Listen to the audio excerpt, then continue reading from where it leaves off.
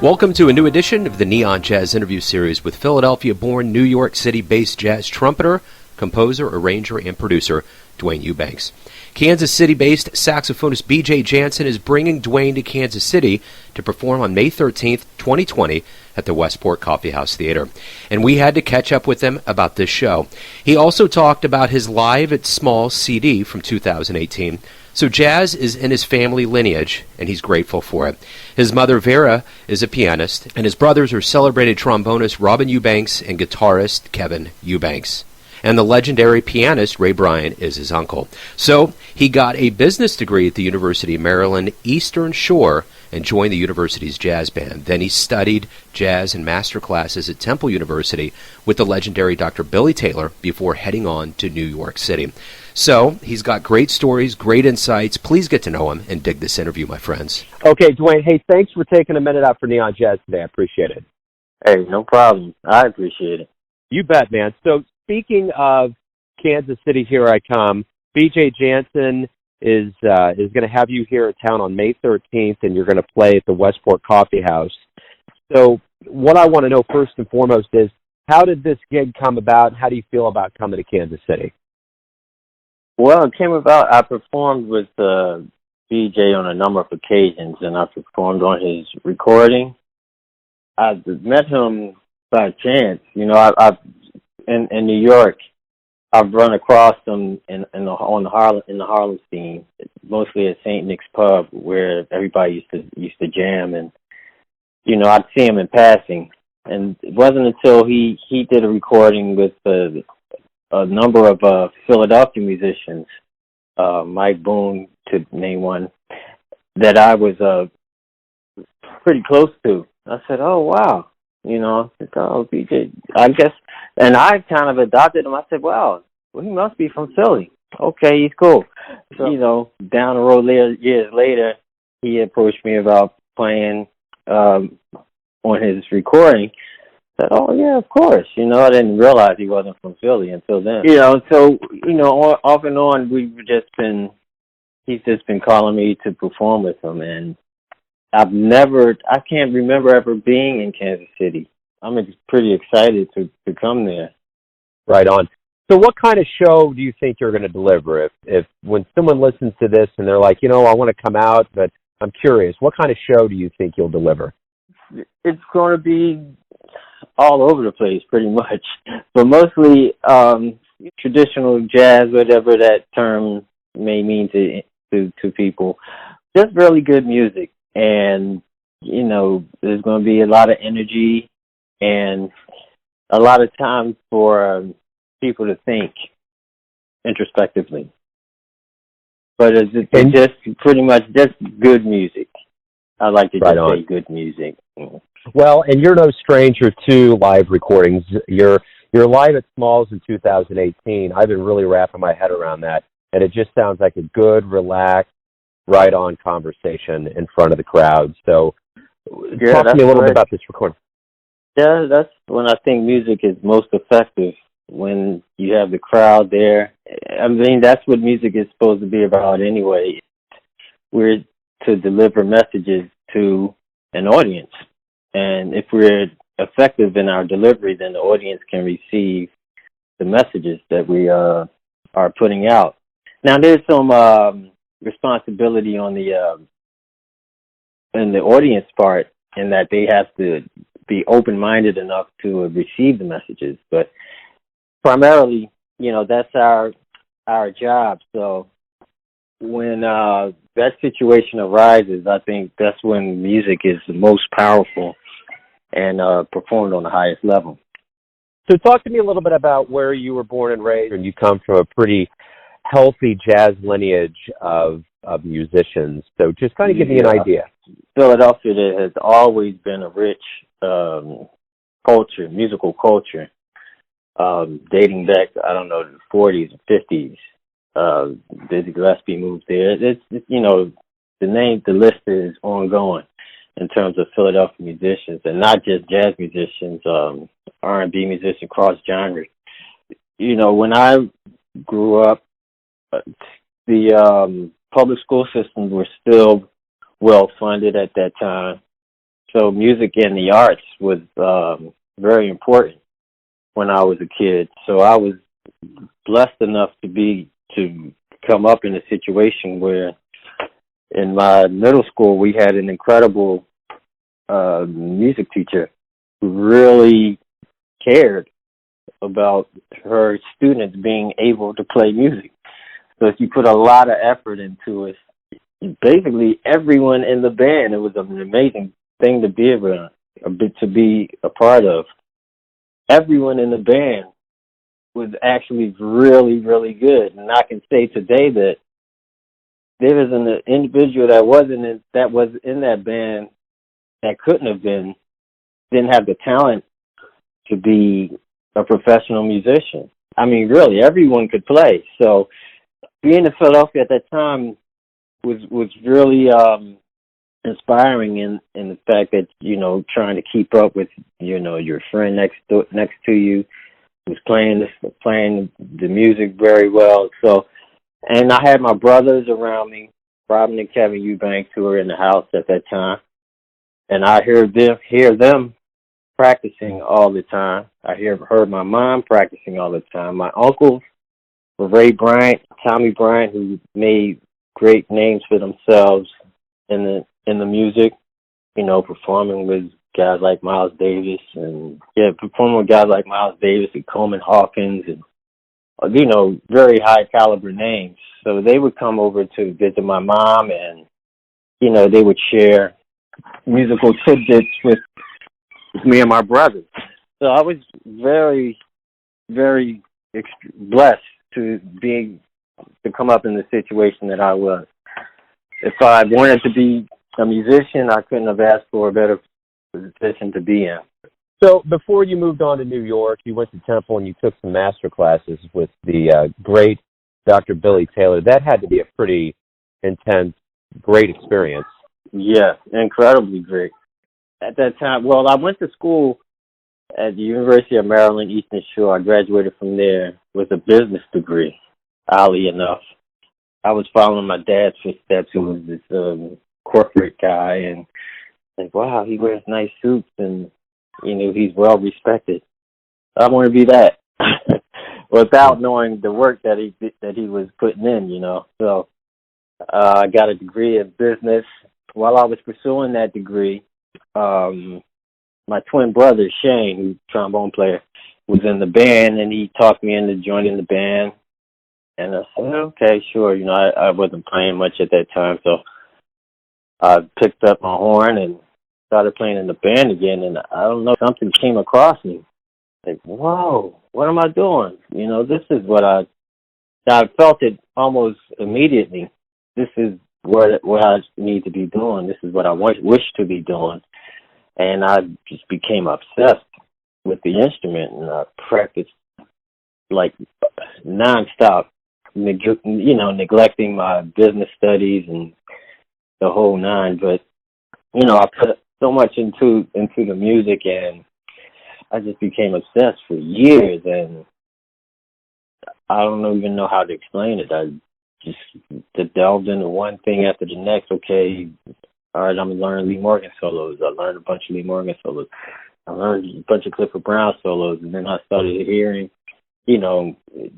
my peers, people of my generation, Roy Hargrove, Terrell Stafford, Terrence Blanchard, Wynton Marsalis, and just being inspired by everyone, So, plus being in Philadelphia, there was a rich musical culture, jazz scene, where I could go to jam sessions and learn from that. There was a lot of older musicians that I was able to, rub shoulders with and learn from. I got the opportunity to study with the great Johnny Coles, and that's what really turned the page in my book, the chapter in my book, quote unquote. So I was just lucky and blessed to be amongst a very highly musical culture that adopted me and wanted to allow me to grow, wanted to see me become better at my instrument, become a better musician. You've been around Mulgrew Miller, Elvin Jones, John Hicks, Avery Sharp, a lot of really big names in jazz. What have you learned from the legends and luminaries, either by osmosis or things that they've given you that reverberate in who you are today? Well, first thing is that I realized is that the music is bigger than all of us. What I grabbed was their love of the music itself above anything else. Before seeing their name in life, before traveling all over the world, but they were about the music. They loved the music. They loved what the music represented, and they wanted to present it in a manner that was respectable, to not only to the music but to the musicians that came before them, that gave them the tools to better themselves as musicians. So that's what I took most, and that I realized, okay, I moved to New York, and okay, all across the board there's a bunch of these incredible, great musicians that have performed and that are directly linked to the lineage that I love so much. You know, Mulgrew Miller played with Art Blakey, Woody Shaw, Betty Carter, the Ellington Band. Mr. Ellington was leading the band at the time.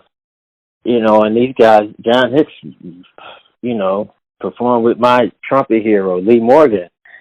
And the list goes on and on. So I was able to, you know, hang out at night. At that time, like Bradley's, I think, was the number one club that all of these guys hang out at. So I could go to Bradley's, and I could see Cedar Walking. You know, I could see Ronnie Matthews. I could see, you know, Roy Hargrove was young at that time, but he was playing with all those guys. I could see George Coleman. I could see all these great guys that I've read about in magazines and books, but they were right there at my disposal. So I was able to, you know, I made it like a class for myself. Okay, I'm going to learn. I'm going to sit back, don't say much, and just observe. And that's what I did. I didn't carry my horn to go play and sit in because I knew I wasn't ready yet. Well, I felt I wasn't ready yet, and I knew there was so much for me to learn. So I just kind of went, observed, and listened.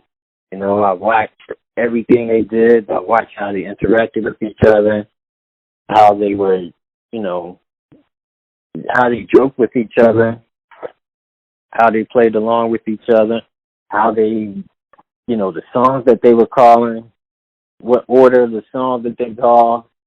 Did they do the fast song? Did they do a slow song? Did they do the Latin song?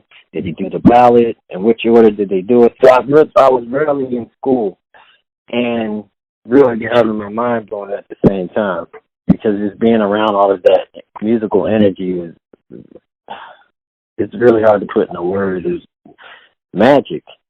That's the best word. It was magic for me to be able to sit with all of these great guys that I put on a pedestal, and I was able to, you know, I could talk to them. They were easily approachable. I could ask them questions. You know, if I went at them respectfully, you know, 9 times out of 10 they were respectful back and intrigued that, you know, wow, this little guy wants to know something about what we're doing, and he seems to be serious. So I was able to get, you know, valuable information through hanging through them. And so I tried to carry myself the same way. Now that I don't want to say old yet, but now that I'm a little older than I was then, I feel the second part I was getting into is the responsibility that they took, is what I'm getting into now, the responsibility to share their information, to share their experiences in order for the music to be, its growth to continue and for it to be represented correctly through the younger musicians, you know. So that's the role that I feel like I'm taking on now, to share, my experiences with, Morgan Miller, with Elvin Jones, and the valuable things that they taught me. It's my responsibility to show the younger generation, what needs to be done, or how they should approach certain things musically or personally. We're not just musicians, we're actually people that go through everyday situations, problems, life is, everybody has to experience it, so, and that stuff comes out musically as well. But, so now I'm taking on the responsibility to pass on, what those guys have taught me, and, with the people that taught them. Yeah, right on. So what do you like best about being a musician? The ability for me to express myself and express myself freely. It's easier for me to pick up a trumpet and play a solo than it is for me to sit down and have a deep conversation with someone. I don't know, maybe it's something that maybe I'm hiding behind the trumpet a little bit, but I can say whatever I want, whenever I want, but within that, as, hanging out with those older musicians, I realized that, whenever I say whatever I want, it still has to be musical, because it's about the music first. So it gives me the ability to express myself. I like having optional ways to approach things. So if I see a certain chord change, or we're playing a certain song, I can approach it differently, more than one way. So I like the fact that I have a free way of expressing myself. And I just like the camaraderie that comes along with it. The fact that, these 5 people that get together, however large the ensemble is, everyone has a certain role. And if everyone sticks to their role and respects the music, then it's going to be has the potential to be a very powerful night, not only for the musicians, but for the listeners as well. And that's what I've really, now that I keep saying I'm getting older, but I'm sorry, but I guess that's what happens. But now I'm really realizing the power of music. And this is what I'm really enjoying right now. Just people being able to accept what I'm trying to express musically. What was one of the first live jazz shows you ever saw that really blew your doors down? Wow, there were a few. I think the first trumpet player I saw was Harry James. And Robin was in college, I think. And I'm trying to remember the situation. I think his recital was maybe a few days before or something. I don't know. And we went to this concert. My mom took us to this concert, and it was Harry James. Oh, my uncle was playing with Uncle Tommy Brown was playing with the Ink Spots, and it was a double bill. I think Harry James played, and then the Ink Spots played after them. So I went to see Harry James. Like, I was blown. I was like, wow, listen to this dude. Incredible. So I went back home. I said, Robin, man, I went to see Harry James. We saw Harry James. He can play. Wow. He said, man, Harry James. Okay, cool. But come on, come in here. I want you to check this out. I want you to check out Clifford Brown. I want you to listen to Miles Davis. Listen to these records too. And, that's where me being in that household was such a blessing. I was able to receive guidance from our brothers who were already within the industry, making names for themselves and being exposed to the things that I needed to be exposed to. So, I came home. I said, "Wow, Harry James, man!" And then he said, "Okay, yeah, Harry James is dead. Check this out. Here's Clifford Brown. Here's Miles Davis. You want to check these dudes out too. Listen to this." And then he'd quiz us on what we listen to. Who plays drums on this? Who's the drummer? What does Art Blakey play? What does who is Jimmy Heath? What does Jimmy Heath play? So I was blessed, I have to say, to keep me on the correct musical path. I can't say that I could have asked for anything, a better situation to be in. But Harry James was like the first, professional trumpet player that I saw. Later on, in Philadelphia, they used to have an all-night music thing at the African American Museum. And this particular night, my mentor from Philly, Bootsy Barnes, an incredible tenor saxophone player, and Johnny Coles played together. And that was, I'm going to say that was like the second performance that really blew my mind as a trumpet player. Wow, I have to be able to do that.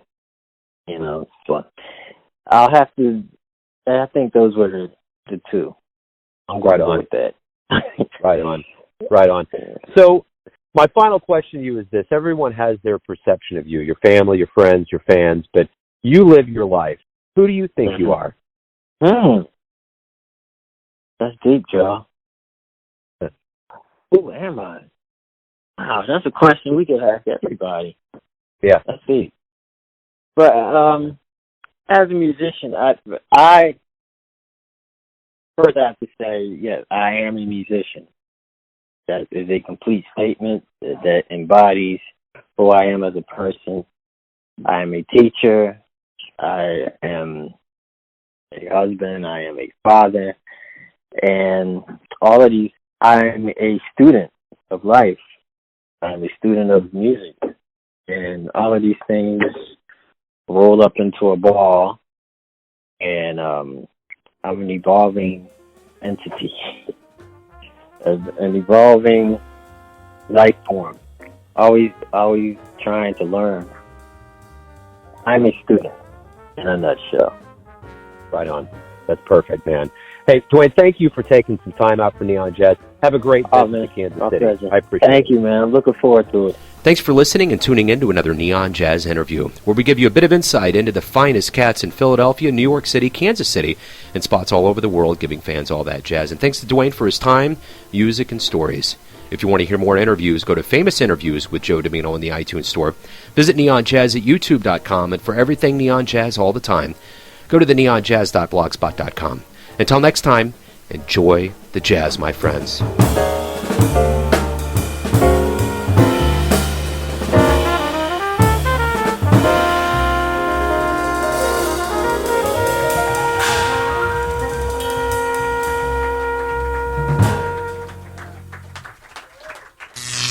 Neon Jazz.